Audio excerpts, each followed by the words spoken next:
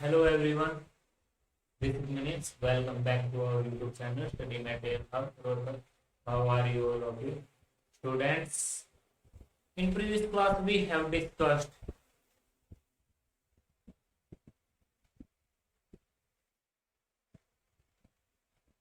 physical processes. Physical process हम discuss कर चुके हैं जो जिनमें क्या आएगी डिफ्यूजन। एक बार रिव्यू लेते हैं। डिफ्यूजन और ऑस्मोसिस एंड फिल्ट्रेशन। एक बार पूरा इनका रिव्यू ले लेते हैं ताकि आपको फिर से याद आ जाए।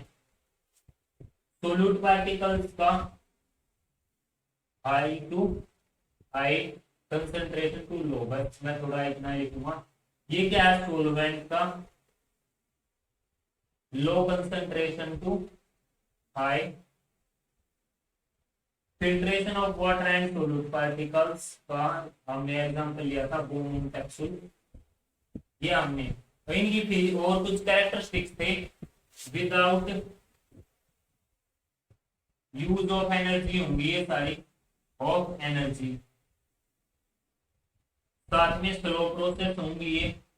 इनकी कैरेक्टरिस्टिक्स एक बार देख लें ताकि हम एक्टिव प्रोसेस शुरू करें, उसमें थोड़ा कंपैरिजन करने में हमें मिलेगा। और कब शुरू होते हैं? Initiate when. कब शुरू होंगे? When there is change in concentration.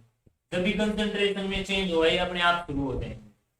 आज हम करेंगे दूसरी टाइप, जो मैकेनिज्म, ट्रांसपोर्ट मैकेनिज्म की दूसरी प्रोसेस, एक्टिव प्रोसेस। ये एक्टिव प्रोसेस क्या? ये अपने आप होती हैं सोल्यूट पार्टिकल्स के लिए, स्मॉल पार्टिकल्स के लिए अपने आप होती है। कब होती है? जब कंसंट्रेशन में चेंज आए, यानी कि कंसंट्रेशन में ये क्या करेंगी? कंसंट्रेशन में चेंज आए या ना आए। अब सपोज करो, मैं थोड़ा इन दोनों के बीच में अंतर दिखाता हूं क्या हुआ। डेफिनेशन हम बाद में करेंगे। सपोज करो आपने ये दो टंकी ले ली, आपने इन दोनों को कनेक्ट कर दिया। पहले तो आपने इसको बंद रखा, आपने पूरी तरह भर दी, ठीक है। आपने इसको यहां से ऑन वाटर को यहां जाने दिया। ये वाटर है, ये इसमें तब तक जाता रहेगा जब तक इनका लेवल इक्वल ना हो जाए। तो फिर क्या हो जाएगा? स्टॉप हो जाएंगे जब इनका लेवल इक्वल हो जाएगा। अब सपोज करो हमें ये पूरा का पूरा वाटर इधर से उधर ले जाना पड़ेगा, तो हमें यहाँ क्या लगानी पड़ेगी? मोटर लगानी पड़ेगी। मोटर लगाई यानी कि यूज ऑफ एनर्जी। इसमें कंसंट्रेशन का कोई रोल नहीं है कि कंसंट्रेशन ज्यादा हो या ना हो, लेकिन इसको इस मटेरियल को इधर से इधर ले जाना ही है। तो ये एक्टिव प्रोसेस और पैसिव प्रोसेस में मेन डिफरेंस क्या है? इसमें क्या होगा कि ये विदाउट यूज ऑफ एनर्जी होंगे, ये एनर्जी यूज करके होंगी। चलो एक बार आप इनकी डेफिनेशंस पे फोकस करते हैं। Transportation of material, transportation of material by using energy का यूज करके हम जो ट्रांसपोर्ट करेंगे तो क्या होगा? वो एक्टिव प्रोसेस में काउंट होंगी। सेकंड क्या है इसका फीचर? ट्रांसपोर्टेशन है ना। ट्रांसपोर्टेशन क्या होगा? अगेंस्ट होगा, against the concentration gradient. Concentration gradient के अगेंस्ट होगा। ये क्या था? कंसंट्रेशन के along the concentration gradient across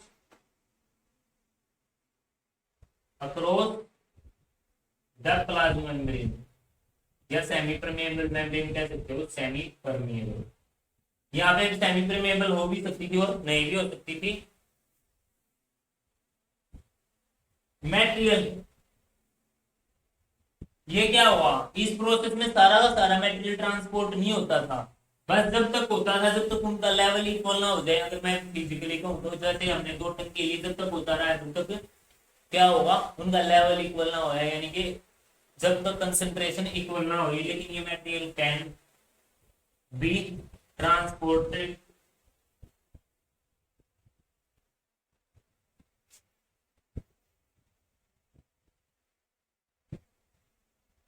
can be transported completely, completely हम ट्रांसपोर्ट कर सकते हैं इसमें। इस पे जैसे मैंने पैसिव प्रोसेस में कहा था ऑक्सीजन की कोई इफेक्ट नहीं होगा, यहाँ पे क्या हुआ, affects, affects presence of sorry absence of oxygen,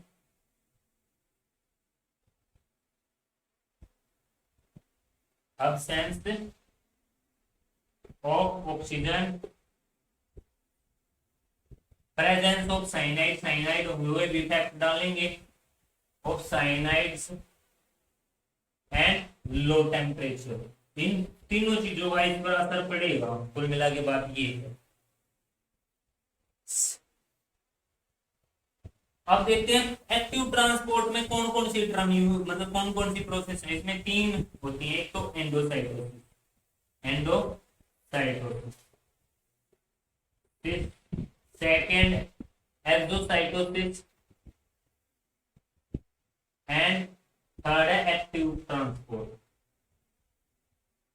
transport active transport होगा ये 3, इसमें भी 3 ही प्रोसेस हम स्टडी करेंगे। चलो डिस्कस करते हैं हम एक्टिव ट्रांसपोर्ट। एक्टिव ट्रांसपोर्ट है क्या?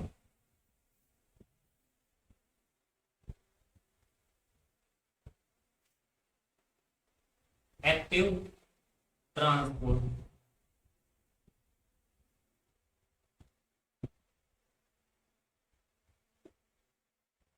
मैं मटेरियल की बात करूं तो स्मॉल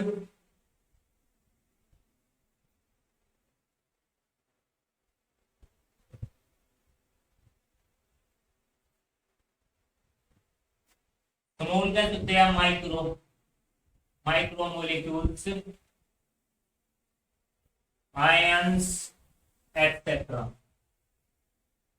स्मॉल मॉलिक्यूल्स, स्मॉल या माइक्रो मॉलिक्यूल्स, आयंस और इनका ट्रांसपोर्टेशन होगा। डेफिनेशन की बात करूं क्या हुआ, transportation of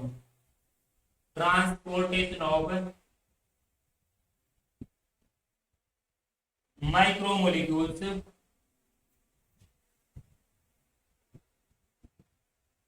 across the plasma membrane, plasma membrane के across by using energy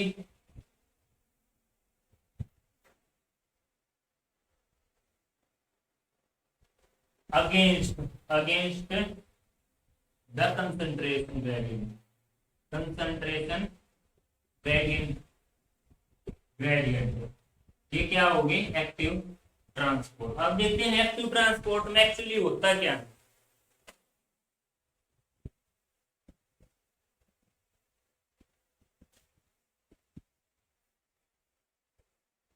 plasma membrane में बहुत सारे मॉलिक्यूल्स होते हैं, फास्फोलिपिड की फॉर्म में भी हो सकते हैं, प्रोटीन की फॉर्म में भी हो सकते हैं और एंजाइम्स की फॉर्म में भी हो सकते हैं। उनको क्या बोलेंगे, हम उनको बोलेंगे प्रीमेज या ट्रांसलोकेज। उस जो मॉलिक्यूल्स होगा, यानी कि एक तरह का मैं अगर कहूं तो पोस्टमैन लगा लो आप, पोस्टमैन की तरह होंगे, उसकी 2 साइड्स होंगी। कुल मिला पोस्टमैन क्या करता, आपको एक हाथ से आपको पोस्ट देता, दूसरे कहता भी सिग्नेचर कर, या फिर जैसे अगर कोई, या फिर आप ये लगा लो कोई होम डिलीवरी आपने ली, कोई भी चीज आपने ऑनलाइन खरीदी और आपकी घर पे आती है, क्या करता हो, एक हाथ से देता है ये आपकी पोस्ट, ये जो आपने मंगाया था, और दूसरे हाथ से वो आपको डिलीवरी, कैश ऑन डिलीवरी वाला काम है कि कैश दो। तो वैसे ही क्या करता है, विप्र में क्या करते हैं, उसके दो बाइंडिंग साइट होती है, एक साइड पे तो क्या हुआ, इनर साइड पे तो क्या हुआ, वे एनर्जी लेंगे प्लाज्मा मेम्ब्रेन में जो प्रेमेजेस है ट्रांसलोकेज, और बाहर से क्या लेंगे वे, जो मोलिक्यूल को अंदर लेना, तो वो एनर्जी लेके ट्रांसपोर्टेशन करते हैं। देखते हैं कैसे। प्लाज्मा मेम्ब्रेन, प्लाज्मा मेम्ब्रेन क्या होंगे, कॉन्स्टिट्यूट मैनी कैरियर मोलिक्यूल्स। वे क्या भी हो सकते हैं, प्रोटीनियस भी हो सकते हैं, प्रोटीन की फॉर्म में, प्रोटीनियस, फॉस्फोलिपिड, अकॉर्डिंग टू, आप ये किस पे डिपेंड करता है कि आपको कौन सा मॉलिक्यूल अंदर ट्रांसपोर्ट करना है, या कौन सा अंदर से बाहर की तरफ ना, फॉस्फोलिपिड और एंजाइम भी हो सकते हैं नॉन एज प्रीमेजेस, उनको क्या बोलेंगे हम, परमेजेस और ट्रांसलोकेज।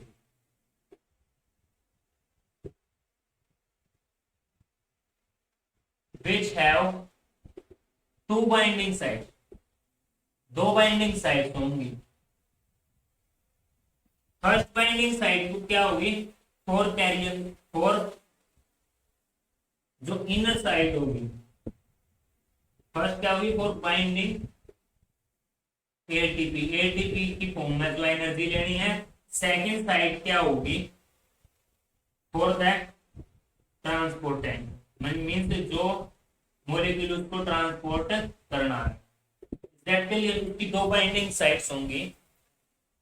अब एक आपकी नो बुक में और आप स्टडी भी करोगे, एक होता है sodium potassium pump, sodium potassium pump, sodium potassium pump है जो, वो इस एक्टिव प्रोसेस के रूल पे ही काम करता है, potassium pump.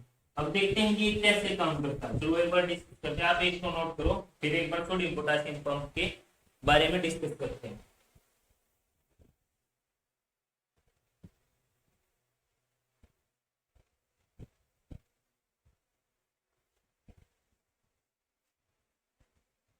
Sodium potassium pump,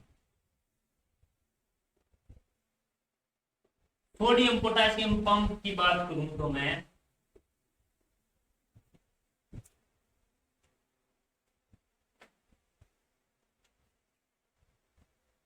1957 में, 1957 में एक डेनिश साइंटिस्ट था, डेनिश साइंटिस्ट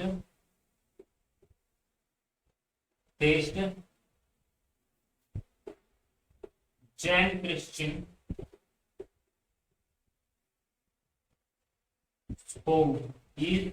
इसने इसके बारे में बताया था कि प्लाज्मा मेम्ब्रेन में क्या है, सोडियम पोटेशियम पंप है।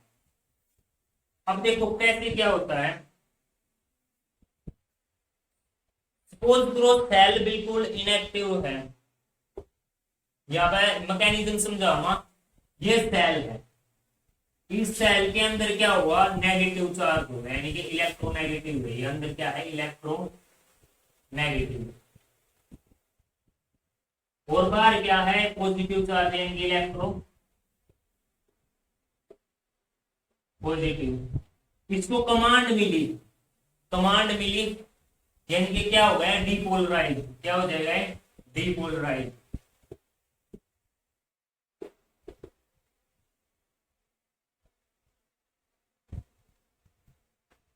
बाहर क्या है, इलेक्ट्रॉन पॉजिटिव एंड अंदर क्या है, इलेक्ट्रॉन नेगेटिव। अब इसकी कंपोजिशन की बात करूं तो सेल के अंदर जो के पॉजिटिव ज्यादा मिलेंगे, के पॉजिटिव कितने, लगभग 30 से 40 गुना, 30 से 40 टाइम्स, और बाहर की साइड क्या मिलेंगे, Na पॉजिटिव ज्यादा मिलेंगे, Na पॉजिटिव लगभग 10 times as comparison to inner side.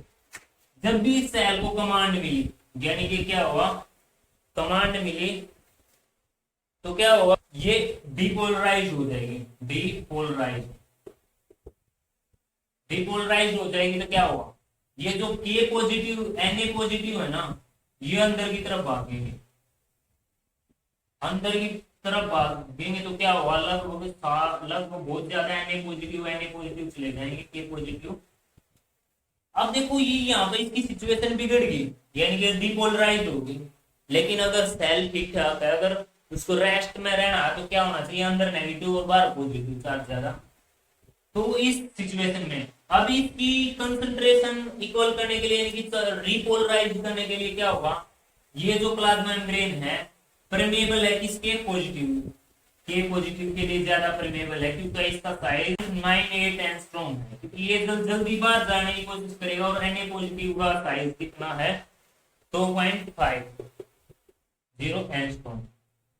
तो ये क्या करेंगे, के पॉजिटिव बाहर जाने शुरू कर देंगे, वो लगभग बहुत ज्यादा बाहर जाएंगे। तो उस सिचुएशन में क्या हो जाएगी, रिपोलराइज हो जाएगी। अब सेल ने देखा कि के पॉजिटिव बाहर ज्यादा जा रहे हैं, Na पॉजिटिव बहुत ज्यादा रह रहे हैं, के पॉजिटिव अंदर, लेकिन हमें के पॉजिटिव ज्यादा चाहिए। क्यों, क्योंकि प्रोटीन सिंथेसिस में के पॉजिटिव, ग्लाइकोलाइसिस की प्रोसेस होती है, उसमें के पॉजिटिव यानी कि पोटेशियम आयंस आते हैं। तो यहाँ पर प्लाज्मा मेम्ब्रेन में प्रोटीन्स होंगे, प्रोटीनियस हो सकते हैं। ये क्या करेंगे, इसकी 2 बाइंडिंग साइट्स होंगी, इसकी बाइंडिंग साइट्स कुछ क्या करेंगे, इनको एनर्जी मिलेगी, यहां से इसने एनर्जी ली, सपोज करो ये सेल है, इसने एनर्जी ली एटीपी की फॉर्म में, इन्होंने कंफर्मेशन की, एक एटीपी एनर्जी लेकर के क्या किया, यहां से जितने Na पॉजिटिव ज्यादा है, अंदर से 3 Na पॉजिटिव बाहर किए, यानी कि बाहर Na पॉजिटिव 3 Na पॉजिटिव बाहर किए, और बाहर से 2 के पॉजिटिव अंदर लिए, यानी कि 2 के पॉजिटिव अंदर लिए। तो ये काम क्या किया गया, जो ये प्रोटीन है, वो जो ये अरेंजमेंट है मॉलिक्यूल्स है, इसे क्या बोला गया, सोडियम पोटेशियम पंप। एक एटीपी एनर्जी यूज करके क्या करते हैं, सोडियम पोटेशियम पंप एक एटीपी एनर्जी यूज करके 3 सोडियम पॉजिटिव आयंस को बाहर फेंकता है और 2 के पॉजिटिव आयंस को अंदर ले जाता। Exact clear. इसी वजह से क्या हुआ, तो सेल क्या हो जाएगी, वापिस से रिपोलराइज हो जाएगी, क्या हो जाएगी, रिपोलराइज। ये फंक्शनिंग है इसकी sodium potassium pump. Is that clear.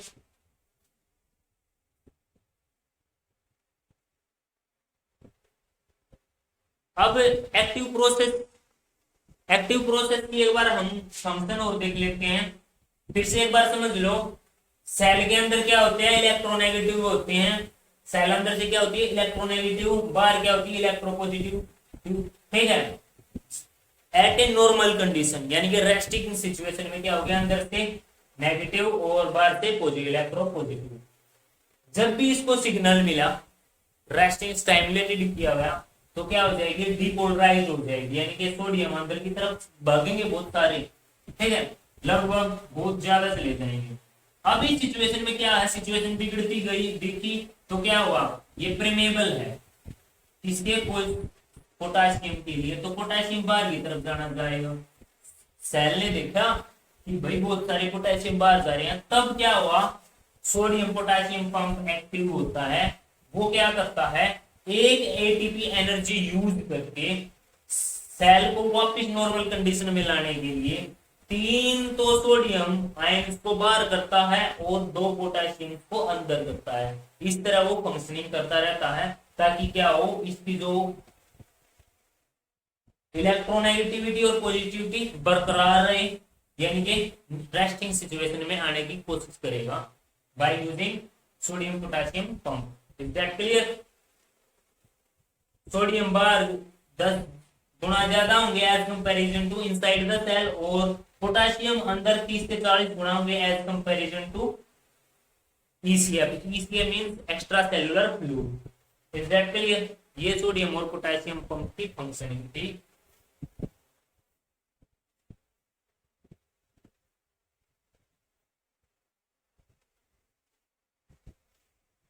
अब साइनिफिकेंस देखते हैं। तो सोडियम पोटेशियम पंप के बेस भी आप पर ही काम करता है। साइनिफिकेंस क्या एक्टिव प्रोसेस की साइनिफिकेंस, इट हेल्प्स इन ओस्मोरेगुलेशन। ओस्मोरेगुलेशन, तो ओस्मोरेगुलेशन क्या है सुनो।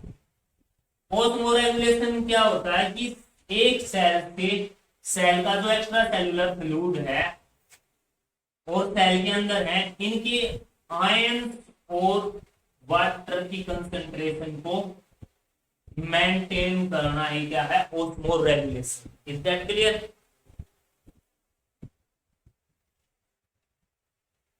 Second, helps in it helps in intestinal absorption of amino acid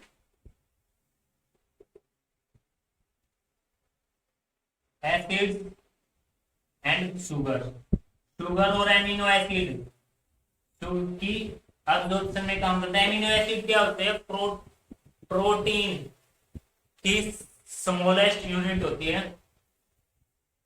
third, helps in muscle contraction, muscle contraction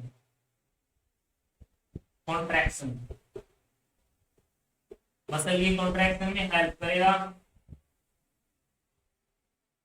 nerve conduction of help in conduction nerve impulse, nerve की जो impulse है उनको conduct करने में हेल्प करेगा।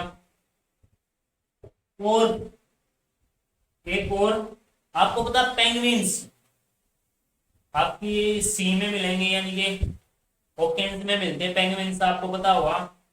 वे क्या हैं, समुद्र में रहते हैं, वे उस समुद्र का ही वो पानी पीते हैं, तो उनके अंदर क्या हो जाता है, नमक ज्यादा होता है। तो क्या करते हैं, एक्टिव प्रोसेस के जरिए ज्यादा जो नमक उनके अंदर चला गया बाहर निकाल देते हैं। Sea birds like penguins, penguins expel excess salt through by the process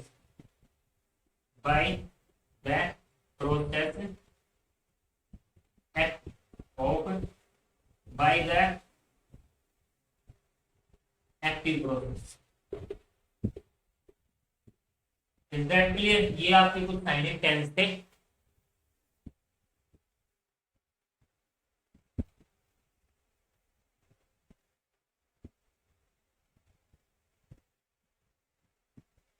अब एक्टिव प्रोसेसेस की दूसरी टाइप और देख लेते हैं, एंडोसाइटोसिस। एंडोसाइटोसिस ये दो वर्ड से मिलकर बना है। Endo means with in, Greek के वर्ड है, एंड साइटोस मीन्स सेल। अब एक्टिव प्रोसेस और एंडोसाइटोसिस प्रोसेस में डिफरेंस क्या है? एक्टिव प्रोसेस होती है दो, एक्टिव प्रोसेस केवल स्मॉल मॉलिक्यूल्स एंड आयंस की ट्रांसपोर्टेशन करता है। अब जो लार्ज मॉलिक्यूल्स हैं उनकी ट्रांसपोर्टेशन कैसे होगी? वो होगी एंडोसाइटोसिस के जरिए। Transportation of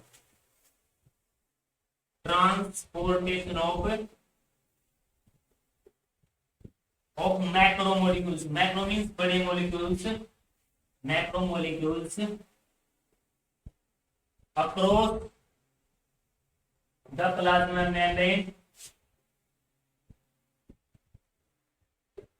membrane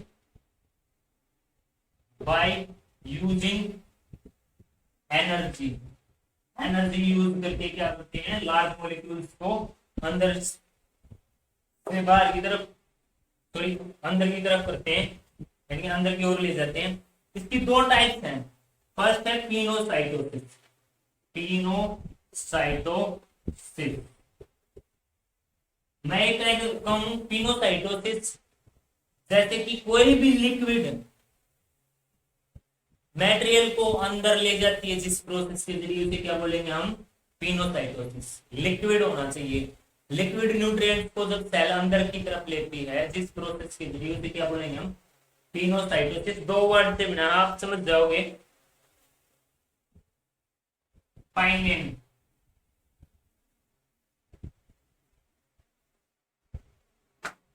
pinene means to drink, to drink cytosis cell, यानी कि जब सेल जब लिक्विड न्यूट्रिएंट्स का import transportation of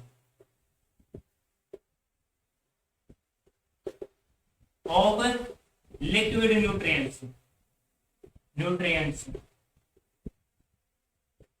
with in cell, इस प्रोसेस को क्या बोलेंगे हम, पिनोसाइटोसिस। अब पिनोसाइटोसिस एक्चुअली होती कैसे हैं, सपोज करो ये प्लाज्मा मेम्ब्रेन है, इसको यहाँ पे दिखाया लिक्विड न्यूट्रिएंट, ये क्या करेगा, अपने आप में कुछ चेंज कर लेगी, कुछ इस तरह की, ये यहाँ पे न्यूट्रिएंट्स आ गया। नेक्स्ट स्टेप में क्या करेगी, इसको कैप्चर कर लेगी,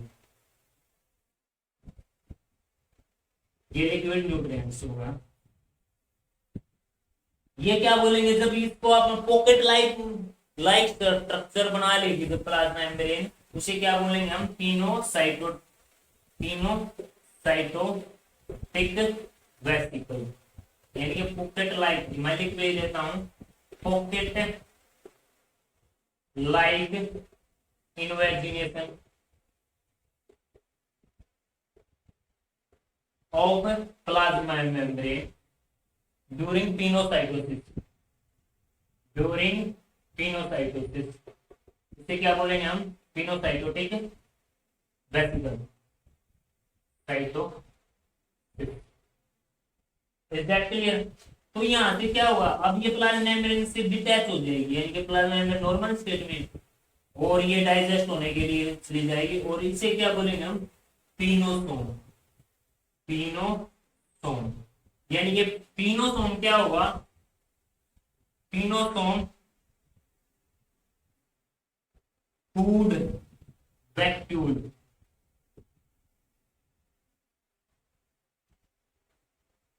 इज दैट क्लियर? ये आपकी पिनोसाइटोसिस थी। नेक्स्ट होगा, अब एग्जांपल देखते हैं किन किन का होता है इसमें ट्रांसपोर्टेशन। जो absorption of mycelium with cells,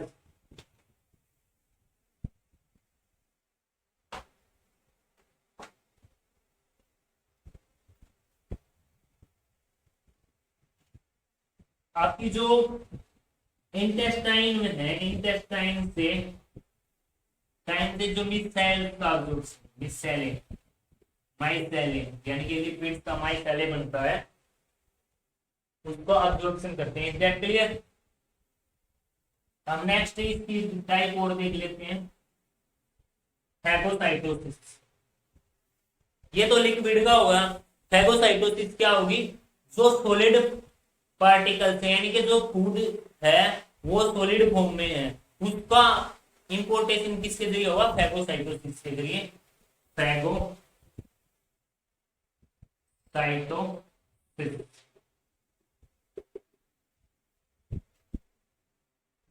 Fagin word से बना है, फैगिन। फैगिन मीन्स टू ईट, साइटोस means cell, cell. Transportation of of solid particles within cell. जब भी सॉलिड पार्टिकल्स का ट्रांसपोर्टेशन होगा सेल के अंदर, उसे क्या बोलेंगे हम? फैगोसाइटोसिस। इसमें जो फैगोसाइटोसिस में कौन कौन से मॉलिक्यूल्स हो सकते हैं जिनका ट्रांसपोर्टेशन हो सकता है? Cellular debris, cellular debris. अब ये तो हो गए सेलुलर डेब्रिस। क्या होता है? जब सेल मर जाती हैं, यानी कि after the death of cell जो रिमेनिंग पार्ट है उसे क्या बोलते हैं हम? Cellular debris. और माइक्रोब्स, माइक्रोब्स इनका ट्रांसपोर्टेशन होता है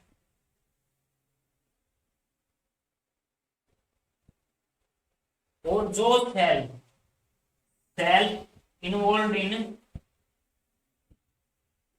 phagocytosis is known as phagocytosis, phagocytes बोलेंगे। एग्जाम्पल क्या? आपकी बॉडी में WBC आपका फैगोसाइट्स है। Macrophages, macrophages. और आपकी बॉडी से अलावा जो अमीबा है,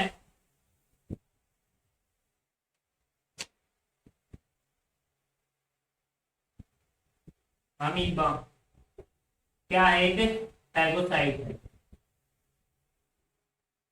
अब प्रोसेस भी वही है जैसे पिनोसाइटोसिस में भी सेल को जब भी सॉलिड पार्टिकल दिखाई दिया, अपने आप में इन्वेजिनेशन कर ली। इसे क्या बोलेंगे हम? ये पार्टिकल्स यहाँ पे आ गया, चेंज कर लिया, पॉकेट लाइक स्ट्रक्चर बना लिया सॉलिड पार्टिकल। इसे क्या बोलेंगे हम? फैगोसाइटोटिक वेसिकल, साइटोटिक वेसिकल। अब इसको बिल्कुल बंद कर लिया, नेक्स्ट स्टेप में अलग हो जाएगा। ये क्या होगा? फैगोसोम। फैगोसोम, फैगोसोम का बनता है जो प्लाज्मा मेम्ब्रेन से फूड वैक्यूल अलग हो जाए, इसे क्या बोलेंगे हम? फैगोसोम। ये थी आपकी endocytosis and active transport events. I hope आप सबको समझ में आया हो, और आपको समझ में आया है तो लाइक, शेयर एंड सब्सक्राइब जरूर करें। Have a nice day. कल मिलते हैं।